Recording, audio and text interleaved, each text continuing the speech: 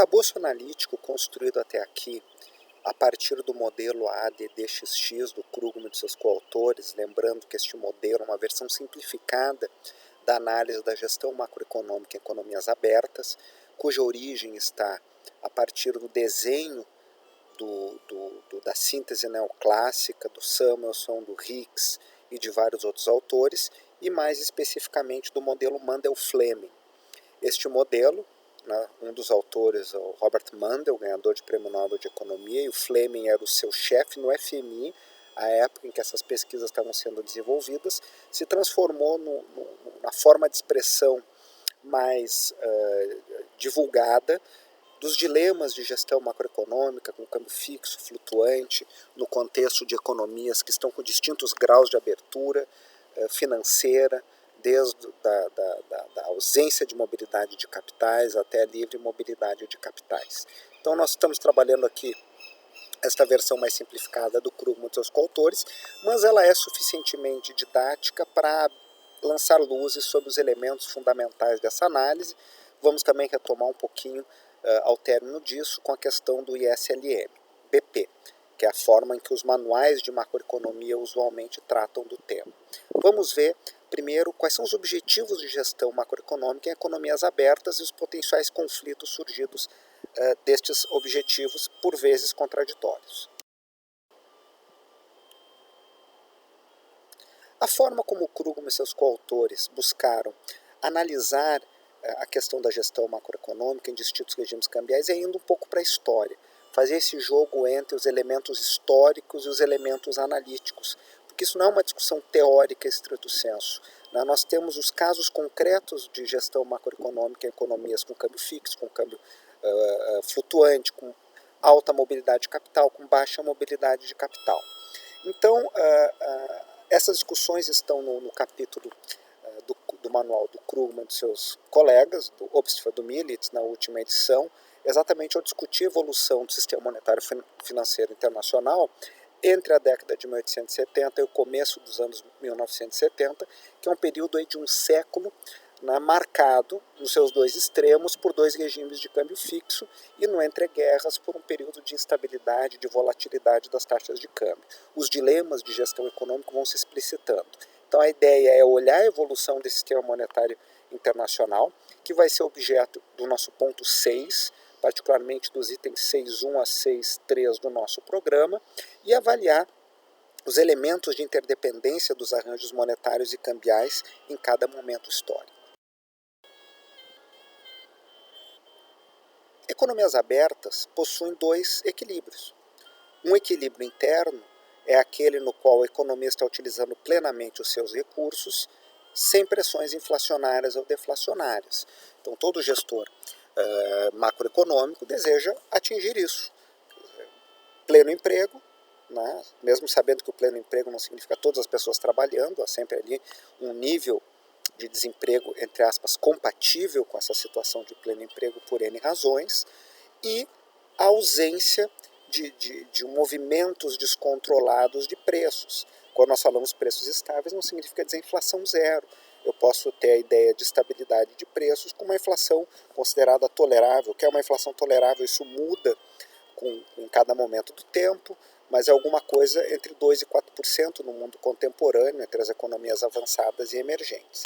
Já o equilíbrio externo é um pouco mais complicado de ser definido. Em geral, nós imaginamos o equilíbrio externo como sendo um nível dos resultados em transações correntes para pequenas economias abertas, em que os déficits não sejam muito altos, a ponto de gerar uma trajetória de permanente endividamento, que pode gerar um tipo de crise no futuro, nem superávites excessivamente elevados, que criem riscos para aquela economia em termos de acumular ativos, os quais não vão poder, por alguma razão, encontrarem uma situação de realização destes ganhos. Vamos tentar entender esses dilemas, entendendo que são dilemas assimétricos. Quer dizer, um problema da inflação, outro da deflação, um problema do superávit em conta corrente, outro do déficit. E o que é excessivo não é uma coisa muito precisa. O que é um déficit excessivo ou um superávit excessivo? Em geral, não há uma definição teórica ex ante, ou há alguns elementos expostos os modelos empíricos sugerem que déficits acima de 4, 5%, principalmente déficits, ampliam em muito controlados outros fatores e riscos de crises cambiais. A definição de equilíbrio interno é mais consagrada, é o que nós tínhamos visto. O subemprego ou sobreemprego são manifestações eventualmente problemáticas. O subemprego, em geral, está associado a processos deflacionários, implica que pessoas que desejam trabalhar não encontram emprego. Uma sociedade capitalista, de mercado, o vínculo, a geração de renda por meio de algum vínculo, por meio de emprego ou a geração de unidades novas de negócio é importante para a própria reprodução da vida social. Então, o desemprego, quando excessivo, é problemático. Assim como o fato da economia estar operando num ritmo muito intenso pode gerar pressões inflacionárias.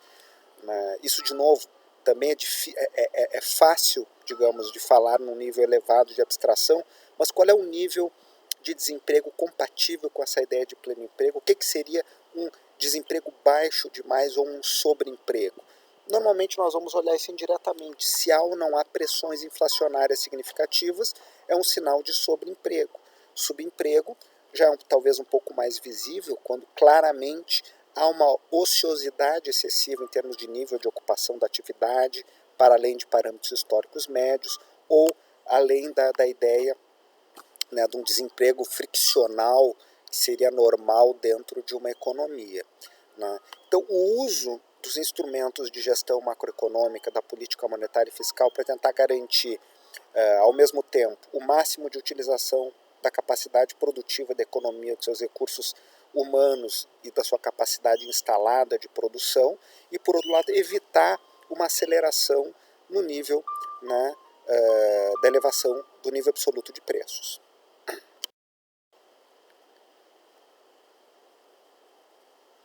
O equilíbrio externo envolve um nível de transações correntes que evite excessos de déficits ou excesso de superávites.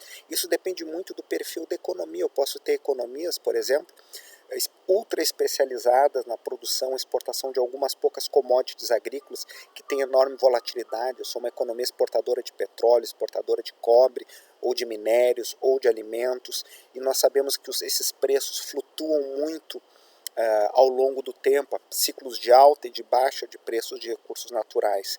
Também, a depender da estrutura produtiva e das condições da economia global, certos níveis de déficit ou de superávit podem ser mais ou menos toleráveis ou confortáveis.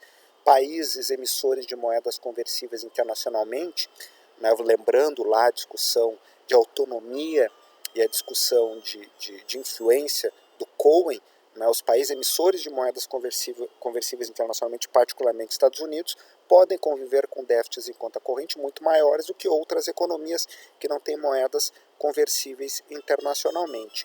Os arranjos institucionais em cada momento histórico também vão permitir maior ou menor possibilidade de convívio com déficits ou com superávites. Uma coisa é um mundo com o FMI ou com outras instituições oficiais multilaterais que possam dar apoio financeiro de curto prazo aos países.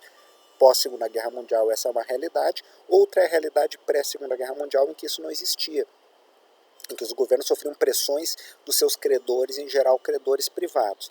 Então, há componentes históricos, institucionais e de estrutura das economias, tanto estrutura produtiva quanto a estrutura, poder político, poder militar e outros elementos, lembrando sempre o que nós tratamos no ponto 1 do programa, que condicionam o que seria este nível ótimo.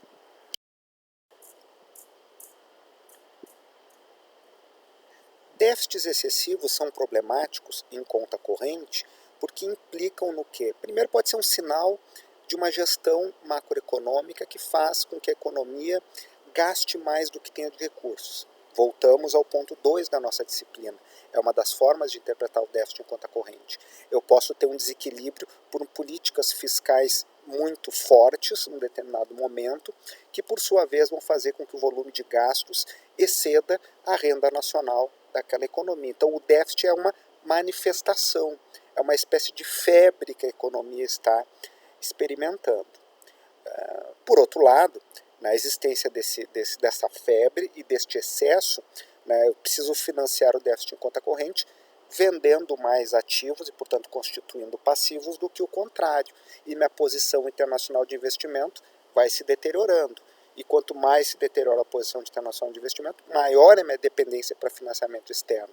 Porque na medida em que eu vou vendendo ativos, eu tenho que pagar lucros, juros, dividendos. Isso é algo que no futuro produz déficits também elevados. Então essa situação, entre aspas, de endividamento crescente, torna o país mais dependente de financiamento externo e mais sujeito a crises de confiança por parte dos investidores, que podem fugir de ativos denominados nessa moeda num determinado momento, o que produz crises cambiais, fugas de capitais. Vimos isso recentemente neste tópico 5 da disciplina. Superávites excessivos são problemas distintos, há uma simetria entre problemas. Aqui é o problema do quê? De uma economia que tem mais renda do que capacidade de gasto, num determinado momento, como nós vimos. Então, o volume de gastos nessa economia maior é menor do que a absorção. Perdão, a absorção, que é o volume de gastos internos da economia, torna-se menor do que a renda dos nacionais, a renda nacional bruta desta economia. Então, ela tem uma capacidade de gerar renda maior do que a capacidade de absorver internamente. E essa renda vai para fora em alguma medida, acumulando ativos no exterior, que é o resultado do superávit sem conta corrente. Então, em alguma medida, isso pode ser percebido como um problema, porque esses recursos podiam estar dentro do país, gerando novas oportunidades de crescimento dentro do país. Eu também vou ter problemas de vazamento de tributação. Eu posso ter problemas que esse excesso de superávit gera acumulação de ativos. Esses ativos podem ser fábricas em outros países, minas, títulos de dívida que são adquiridos, e esses devedores podem decidir não honrar os créditos devidos no momento devido. Ou aquela fábrica ou aquela mina pode ser estatizada no país onde eu investi e aquele investidor perdeu seu investimento. Os superávites excessivos também podem gerar conflitos comerciais. Nós vimos isso na relação entre Estados Unidos, Alemanha e Japão nos anos 80, que os Estados Unidos passam a ter déficits crescentes em conta corrente em geral, e boa parte desses déficits junto com esses grandes exportadores e superavitários. Isso gerou conflitos comerciais, recentemente os conflitos com a China. Então estes países começam a temer ter superávites excessivos frente aos seus concorrentes, que podem usar esse elemento para criar barreiras ao comércio.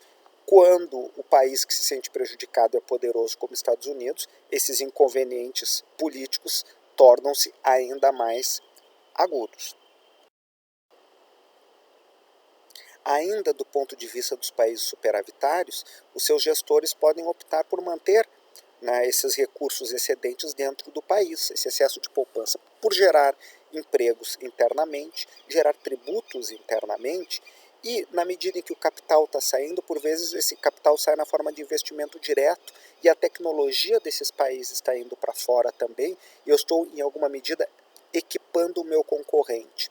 Esse tipo de análise, que pode parecer estranha para alguns economistas, faz muito parte da análise da economia política do comércio internacional e das relações econômicas internacionais, e está muito explícita na atual guerra comercial tecnológica entre Estados Unidos e China, um exemplo contundente do quão importante isso passa a ser no mundo contemporâneo.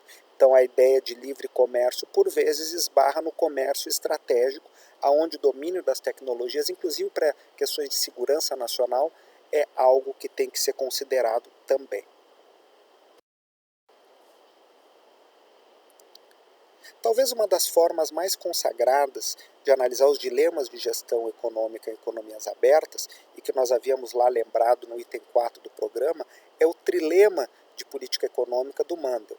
Ou seja, a dificuldade de atingir simultaneamente três objetivos que em tese seriam desejáveis. Um objetivo é a estabilidade cambial, no limite um regime de câmbio fixo.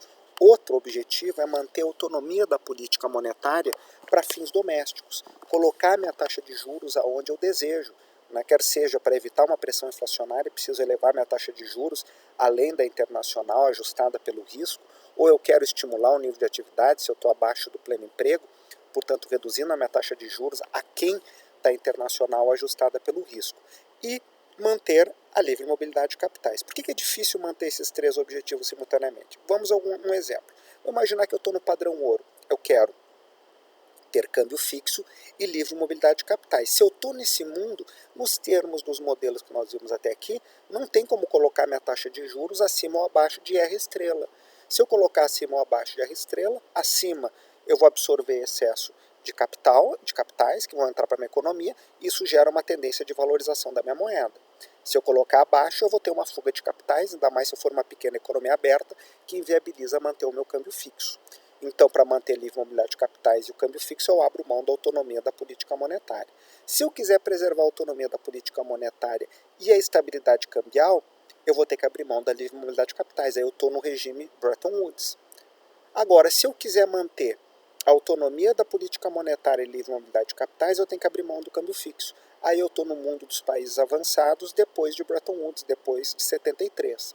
Então são exemplos de como é que esses arranjos foram ao longo do tempo combinados, sempre abrindo-se mão de um elemento. Vamos ver no item 6.4 da nossa disciplina, no debate mais recente dos últimos 10, 15 anos, a ideia de que talvez não haja um trilema de política econômica, particularmente para os países que estão na base da pirâmide do Cohen, lembrando o tópico 1 da nossa disciplina, aqueles países que não são emissores de moedas conversíveis internacionalmente. Para estes países existe um dilema. Se eles são financeiramente abertos, eles perdem o controle da taxa de câmbio e da taxa de juros, e não necessariamente um trilema. Mas isso vai ser objeto da nossa reflexão mais adiante, particularmente no ponto 6.4 da nossa disciplina.